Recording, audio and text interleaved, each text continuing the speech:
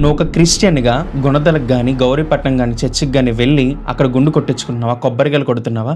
అయితే ఈ వీడియో నీకోసమే. ప్రపంచమంతా ఒకవైపు ఉంటే క్రైస్తవం ఒకవైపు, ప్రపంచమంతా ఒకలా ఉంటే క్రైస్తవం వేరేలా బ్రతకాలి. కానీ ఈరోజు సంఘంలో క్రైస్తవంలో ఎంత విపరీతమైన పోకడలు కొనసాగుతున్నాయంటే, గౌరీపట్నం కానీ గుణదలు కానీ వెళ్ళి అక్కడ గుండ్లు కొట్టించుకున్న వాళ్ళు ఎంతమంది క్రైస్తవులు లేరు? అక్కడికి వెళ్ళి కొబ్బరికాయలు కొట్టించుకున్న క్రైస్తవులు ఎంతమంది ఉన్నారో ఆలోచించండి. నేను కొట్టమని దేవుడు చెప్పాడా? గుండు కొట్టించుకోమని దేవుడు చెప్పాడా? చెప్పలేదు కదా. బైబిల్లో ఎక్కడా దీని గురించి ప్రస్తావన లేదు. బైబిల్లో దీని మీద ఏ విషయం కూడా దేవుడు రాయించలేదు. మరి దేవుడు రాయించింది నీకెందుకు? బయట వ్యక్తులు చేస్తున్నారు కదని నువ్వు అనొచ్చు. వాళ్ళు ఎందుకు చేస్తున్నారంటే వాళ్ళు తమ భక్తిలో దేవునికి మొక్కుకుంటారు.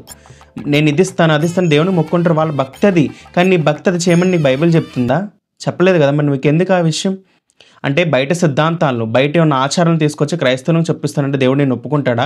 ఎందుకంటే బైబిల్లో చూడగలిగితే ఇర్మియా గ్రంథము 10వ అధ్యాయం 2వ అధ్యాయంలో అన్యజనుల ఆచారాలను అభ్యసింపకుండా దేవుడు ఖచ్చితంగా కరాఖండిగా చెప్పాడు. ఒక్కసారి దేవుడు చెప్పాడంటే అది 100కి 100% నువ్వు ఖచ్చితంగా నెరవేర్చాలి. అది దేవుడి నియమం.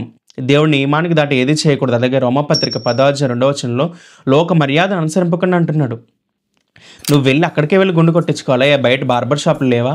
దేవుడికి మొక్కున్నానండి, నేను అందుకే గుండు కొట్టించుకున్నానండి, మాల సమర్పిస్తానండి, మాల ధరించానండి, లేకపోతే దేవుడికి పూలు ఇస్తానండి, కొబ్బరికాయలు కొడుతున్నానండి. క్రైస్తవులు ఎంతమంది లేరండి?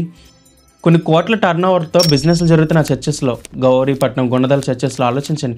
ఇలాంటి విపరీతమైన పోకళ్ళని క్రైస్తవం వెళ్ళిపోతుంది ప్రియులండి. మనమే మన క్రైస్తవ్యాన్ని అనేక మందికి దూరం చేస్తున్నాం. మనమే మన క్రియల వల్ల అనేక మంది క్రైస్తవుని దూరం చేస్తున్నాం. కానీ ఆలోచించండి, ఎలాంటి భక్తి జీవితంలో మనం ఉన్నాం, ఎలాంటి యథార్థతలో మనం ఉన్నాం.